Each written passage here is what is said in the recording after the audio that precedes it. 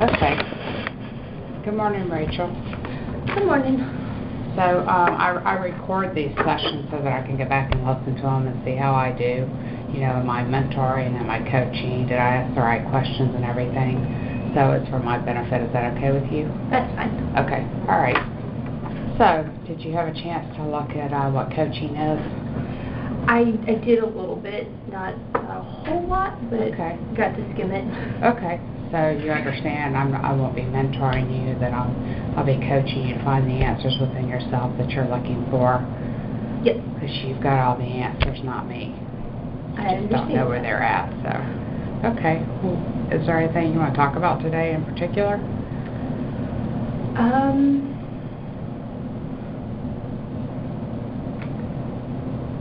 very scatterbrained. So, in particular,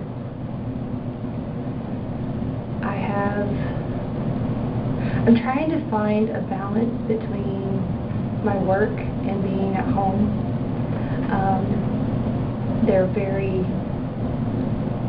It's like two different continents. They never meet. Yeah. It feels like if everything's going well at work, then usually there's chaos going on at home, and vice versa. But nothing that's like detrimental or anything like that. It's just that pull between trying to find that balance between being a good mom and a good wife and being a good employee and making sure I have all my ducks in a row at all times. But I don't feel like I do. I feel like they're all in the pond, just swimming around. Yeah. But trying to figure that aspect out, and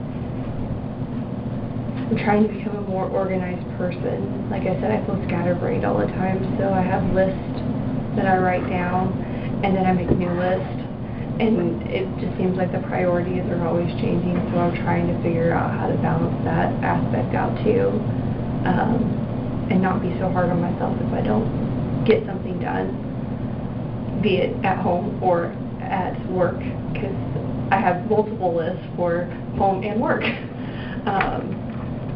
So it's just trying to find that balance. I mean, in all reality, I am trying to be a mom and a wife and an employee, but I'm also trying to find Rachel at some point. Looking at that little circle graph. The wheel of life. Yeah, the wheel of life. I mean, there's a lot of really good things going on. I don't take a lot of time for myself. I try to take care of everybody else and then put myself last, so I know that. But it's just trying to find that balance. It feels like being like on a seesaw horse type thing, and trying to figure out, some days are really good and everything's going pretty level, and other times it feels like you get catapulted off. So, what does a balance look like to you? I mean, if you had the ideal world, and let's say a 15-hour day, because you probably sleep at night at some point. What would an ideal day or week look like to you, that there was a balance?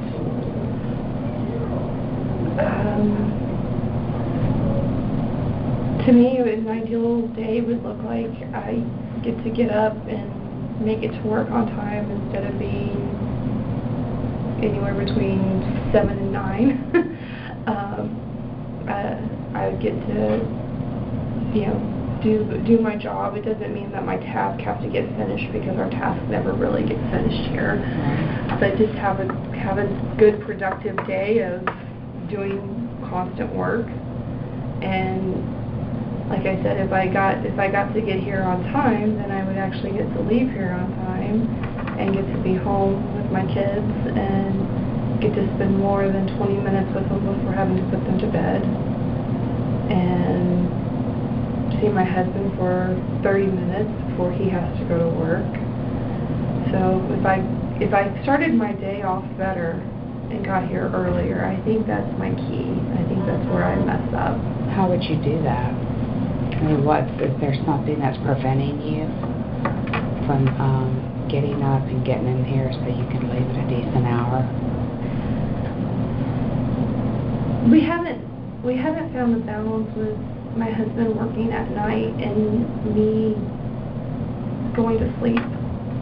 I can't go to sleep until I know he's home. Right. I'm probably irrational when it comes to this logic, but I have to know he's home so that I can go to bed so I know he's not in a ditch. Right. Since he works his odd hours from 7 o'clock at night till 10:30, 11 o'clock, even later sometimes, I can't go to bed till I know he's home. So I think that pretty much messes me up completely, and once that happens, I don't get up in the morning the way I'm supposed to. Instead of getting up at like 6, I get up at 7, and then I rush around like a mad woman, which then makes your whole day start off chaotic, Right. which just has that trickle-down effect. So, and if I'm lucky, I get into work by 9, and we've tried to make it scheduled where he would work on my telework days so I could get up and start working, and it wouldn't matter that I got up at 6:55, I started at 7, so then I can just start my day like that, which my telework days, they go a lot smoother than driving through traffic and getting here. And you get to work telework 3 days a week. Yep. So it sounds like you found somewhat of a fix, at least 3 days a week. Would that be, can you kind of start with your foundation with that and maybe get that solid, getting to work by 7 on, teleworking, and then getting off by 3:30? Multifamily can drag you into 4, 4:30, or 5, or whatever. But then you would at least get a few hours with him before he has to go to work. Yeah. And the telework days, because we kind of came to a head in the fall that neither one of us were sleeping, and it was just a complete mess, and it had, we came to that solution that on the days I was going to telework, then those were the nights before that he could work late, and it wouldn't matter that I went to bed at 11 or 12 o'clock because... That's a better plan. Because of that. So, but then they've bled into, okay, I've got to work on Monday night now because I have this customer I have to take care of. So then Tuesday coming into the office is a little bit harder. But I think it's communication. I think we don't want to hurt each other's feelings. And Donald, he completely likes to avoid all conflict. And I'm a talker.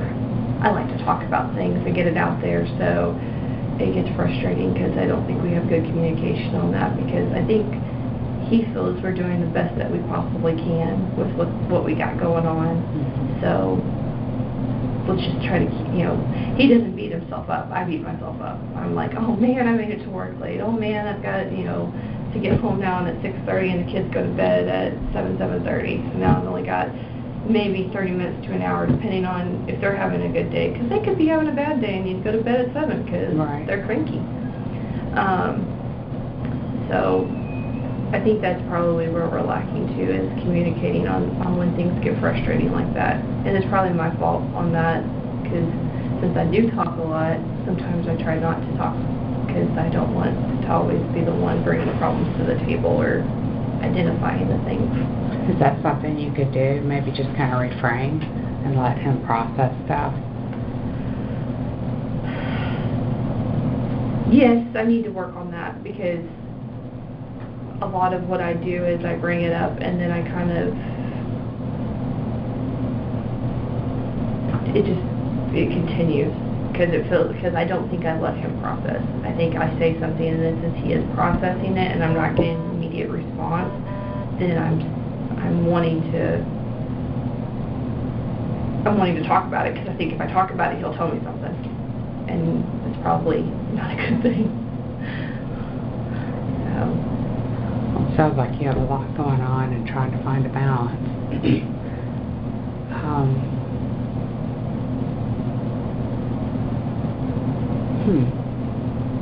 So if we started with just one day, what's your telework days, or is it all over the map?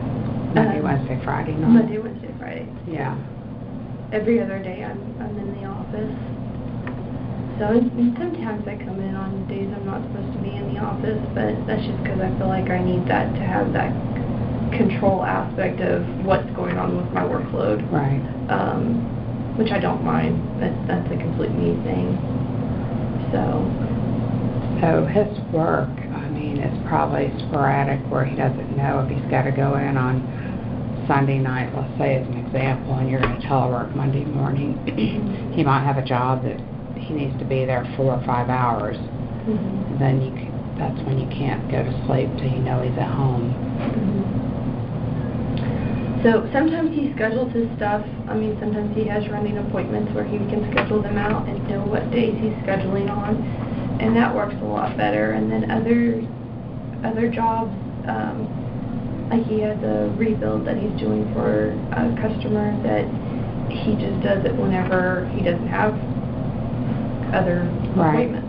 So, like last week he worked Monday through Thursday and worked on that rebuild the whole time so that he can make progress on that, which made the Tuesday, Thursdays kind of rough to come in, but it's kind of what you do. So, do you think, it takes 21 days to make a habit, do you think that you can, knowing what his schedule is, and if he's going to do the filler work on the rebuild, is there something that you can do to make yourself get up and drag in here by even 7:30 or 8 o'clock? Say you're off the clock by 4:30 at the latest, home by 5, and that gives you guys a couple of hours. I think I've gotten to the point in my head where I've been thinking that I kind of just have to suck it up and get up out of bed and just get here.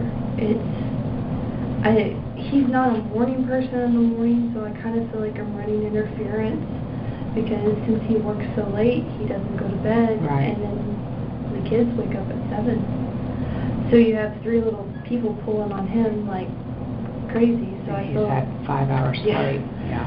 So I feel like I try to run interference. I get up and I start getting ready, and then I start to go make breakfast, and then I start to go make coffee, and because if I get coffee in him, then he does a lot better. So I keep thinking, okay, if I get one person taken care of at a time, then they'll all be ready, and then I can go back to getting ready, and then by 7:45, 8 o'clock, I'm almost ready to get out of there with trying to take care of all what they're needing to get them happy, so that they're leaving Dad alone so he can drink his coffee and wake up. So because by the time I'm about to leave, he actually is present and not a grump, and they can have a good day. Right. I don't want their day starting off bad. Is there anything that you can do the night before that'll take away from that 45 minutes that you maybe are running to keep the coffee pot on a timer? And is there things you can maybe do the night before? I've started making my lunch the day before. I've started trying to exercise at night instead of in the morning, so that I can then just take a shower and get halfway ready for the day, so then I don't only have to do a few things in the morning compared to actually a full routine of shower, do hair, and makeup. Yeah. We haven't even gotten to the part about Rachel time. I almost came to the solace that it's just not time for that. I've got a family, and I've got responsibilities, and as bad as it sounds, it's almost just a good time on a Saturday to be able to take a shower and not have anybody bang on the door or need something, and that almost feels like a moment that I get. When I drive into work in the morning, that feels like a moment that I get. I was going to say, to use your drive time, 30 minutes or so, 40 minutes to your alone time.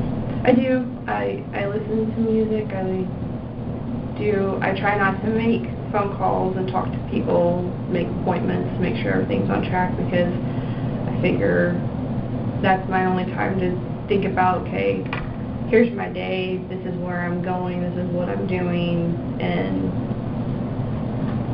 mapping out how the rest of the day is going to go, which gives me some relief in what I'm walking into, to have an idea of what my plan is at work. And then going home, it's a complete different mentality. I don't want to say it's like a fog, but I mean, it's the day's done, you're going home and leaving all the HUD stuff behind so I can go home and be mom or a wife and take care of that. And I don't really think about a lot. I mean, there's music playing, but it is probably the blankets upstairs that it can be.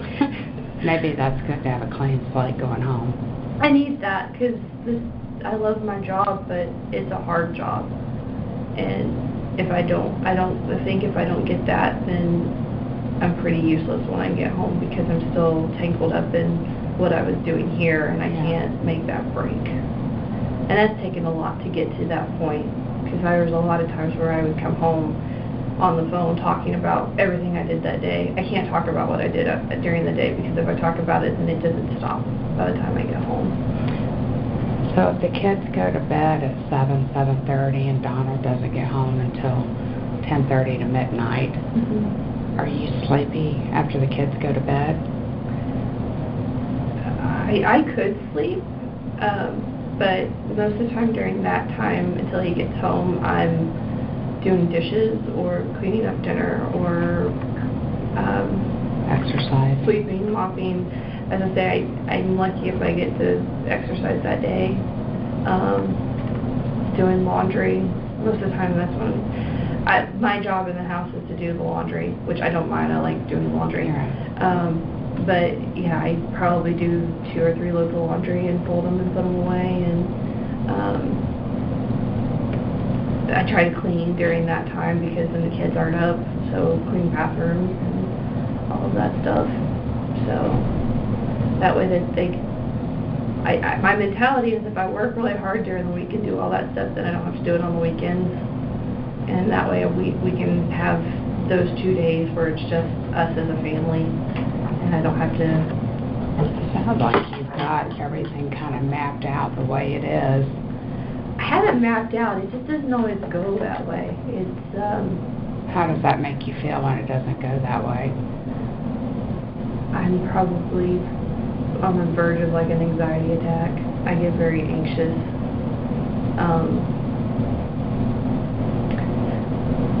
In the house, I'm probably the more worrisome. I'm anxious about things and timelines and making sure everything stays on track.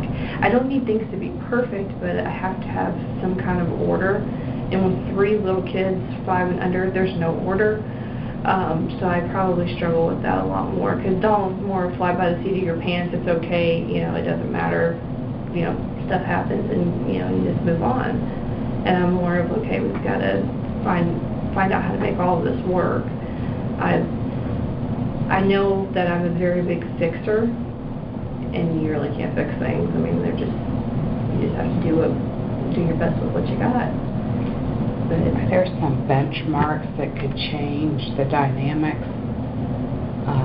I know Chloe's going to start kindergarten in August. I mean, is that a benchmark that could change things for the dynamics of the household? Definitely. I mean, it will, because, I think we're trying to prepare for that. We've had lots of discussions about the business downsizing and him not working as much, and meeting the financial goals that we have to be able to do that, so that my paycheck can carry most of the weight, if not all of the weight, is what the main goal is. But that's more like a 18-month goal than a year goal. But yes, she's going to start school, so she has to be at school by, I think he has to be in the drop-off line by 7:45. So he's going to have to get up, and he's going to have to get them ready, and he's going to have to take her to school. So then on the days that Lincoln has to go to preschool, he then will shoot over to Baser to take him to preschool. And will Chloe go 5 days a week? Is it full day kindergarten? It is. And yeah, we have to pay for the extra work, but Do you think maybe that benchmark can maybe change the dynamics on the 2 days that you have to be to work? I'm thinking thinking it will. That's my hope. I'm hoping that it will, because if she has to be up and they have to be out of the house by 7:45, then I'm thinking me being up and getting ready, it will either do one or two things. We'll all start colliding in the kitchen, and it will be a big mess, or we're all going to have to get up. I will probably have to get up earlier to get a head start, and then have them get up and still be able to run interference until Dad gets his coffee and he feels alive, and then he'll take over at that point. But I mean, I think the goal then would be us to, be able to all get out of the house within 7:30, 7:45 time, and that'd be a heck of a lot earlier than what I do now. So you've got a lot of balls that you're juggling in the air, both of you. I think it sounds like you guys have a plan, and it's not always going to go smoothly because you've got 3 kids under 5, or 5 and under. Yep. Plus you're working full-time here, and then, you're working here 2 days a week, sometimes 3 if you decide to come in. He's working nights. Which, I mean, he's amazing. I don't know how he does what he does with 4 hours, 5 hours of sleep. I can't function that way. Maybe he sleeps when Maddie takes a nap. I hope he does. He needs to treat it like a new mom. When the baby's sleeping, you need to sleep and let the laundry go and the floors go, and they'll be there the next day. Yeah. Well, I think that's when I come home at night and I know he's working. I try to work on the house because I feel that that's going to help him do what he needs to do during the day, because then he doesn't have to worry about, is the kitchen clean, is the floors clean, did I vacuum, all that stuff. Because if I try to take out a chunk of that workload, then he can take care of the kids and not have to do his route running, because I mean, they're in the car 2 or 3 times a day now. Yeah. So drop-offs and pickups. So I think we've got an idea, we've got a plan. I think it's that waiting to execute everything to see some change. Do you think taking small bites would be more helpful than trying to look at the bigger picture or the week-long picture? What would you do to try just biting off try and eat the whole elephant, I think is the term. Just take a bite at a time. Mm-hmm. How would you do that, just to maybe say, oh, okay, well, that worked, and that worked on Monday, Wednesday. How would you do that if you could just find the right balance, which always is going to have a hiccup in it on occasion, but what would you do to find the right balance in a small bite versus the whole elephant? I think this is what I have an idea in my head, and I don't know. I haven't been successful on doing it, and I think that's why I don't know if it would work. I've got an idea of how to map out my day, and kind of like you said, is there a way that you could do things differently that would make it be more of an ideal day?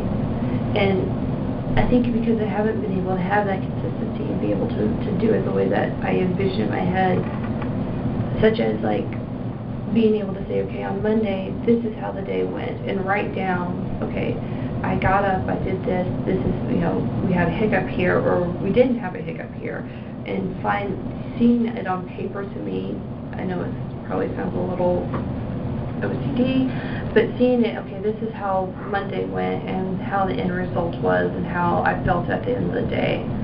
And then looking at Tuesday, okay, this is how this went and how I felt at the end of the day, and comparing the two and what was different and what was the same. Because one's a telework day and one's you got a good work day. And then being able to say, okay, well, if this it worked on the telework day, so you can do this kind of, I don't want to say scheduling, but that's the only word I got. If this kind of plan on this day, so I can do that Monday, Wednesday, Friday, and then on Tuesday, Thursday, okay, this didn't work here, and you felt anxious here, or you felt worried about something, or you were upset that you didn't get to spend time with the kids, what do you do to tweak that?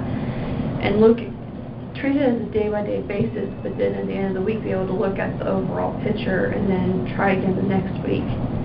Kind of like how people do, like, Fitness Pals and things like that. They log all their stuff and they say, oh, I had a really good day Monday, but I had a really crappy day Tuesday because I decided to binge out on Snickers. You think that would be helpful to you? I mean, I understand being a visualist. I think so. I think I need to see it written down, so then, like you said, maybe after a certain period of time, 21 days or so forth, I could see, okay, this is what's working on these days and this is what's not working, and being able to kind of come into a groove and figure out how to plan for that. I think that'd be helpful for Donald to see your visual if you tracked a week. Maybe even include the weekends to make sure the family time's there, because you talked about you don't even get to spend time with each other. When does that happen, which is a whole other probably subject. Yeah. And are you both present for each other when you are there, or do you just sit there and fall asleep on the couch next to each other because you're exhausted? Yeah, that's one big thing that we've always made a big point of. Like, you've got people like sit on the phone by each other and everything like that, and they don't even talk. We have a very big rule that cell phones go up when we're at home. Like, it's one thing if you go and you after dinner we log our meals and things like that, and then we put them up, and then they don't come back out until 9 o'clock, 10 o'clock at night, when trying to get ready to go to bed and get things moved to the chargers or things like that. Right. But because we don't see each other a whole lot during the week, during the weekends, we try to make as much time as we can, because we don't have date nights and a lot of things like that. So because we have more family time than anything else with the kids and things like that. You think that's important to you guys more now than the other, with them being little? I think we've had to be creative, because since we don't have anybody that really watches them for us that we could depend on, or not feel that our little three would overwhelm them, we've had to be creative. Like, we like cooking together, so on Saturdays, once the kids go to bed, we might not eat dinner with them, but we'll stay up and we'll cook together and eat dinner by ourselves. Well, that's good. So yeah, we've had to come up with creative ways of trying to do just us things, but most of the time it's after we can go to bed and stuff like that.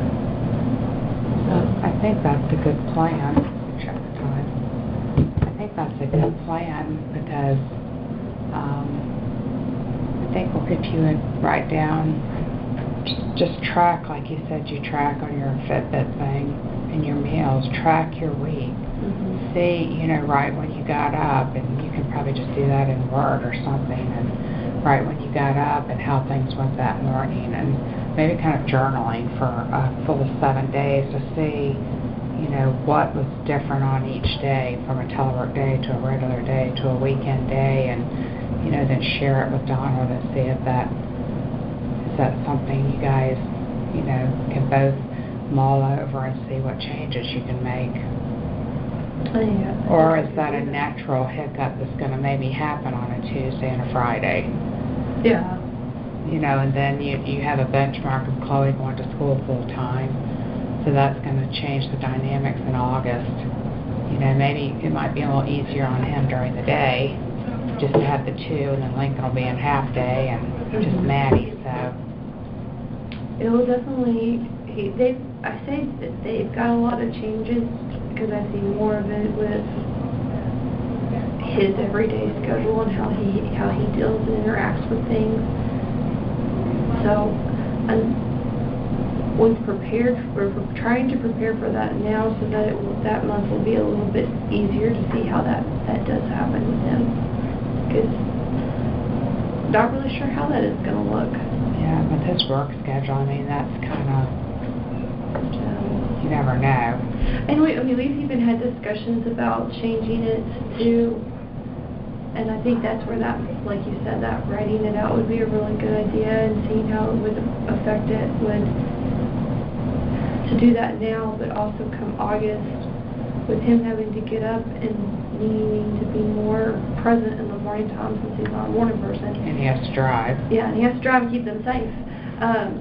Then, you know, like some of the jobs we've discussed, moving them to Saturdays and maybe having a Saturday out of the month where he focuses on 7 people that he does all oil changes on that day. Right. Or, you know, consolidating the big job to, okay, you're going to have to do that on Saturday. I know you don't want to be away from the family, but we kind of need you present on these 5 days and fully functioning. So, I think it will be ever-changing, but I think it's a good idea and a good tool to be able to visually see how a week looks like for us. And not just, this is what the schedule shows, but also show a more detailed list of what we encounter. Because you have to be flexible. Mm-hmm. Because you do have kids 5 and under, and that's, I mean, and you guys are in the real world, you have reversed roles. We do. Which is okay, but yet he still works at night, so I think you have a good plan. Do you want to meet back up in a week or 2 and discuss it? Yeah, we can do that. Okay, yeah, maybe either the 28th or the week after that. I know you guys are going down to Arkansas, so that's going to not really be a trackable part of the time, but we can still discuss anything else if you'd like. All right. Okay, well, thanks for your time. Thank you.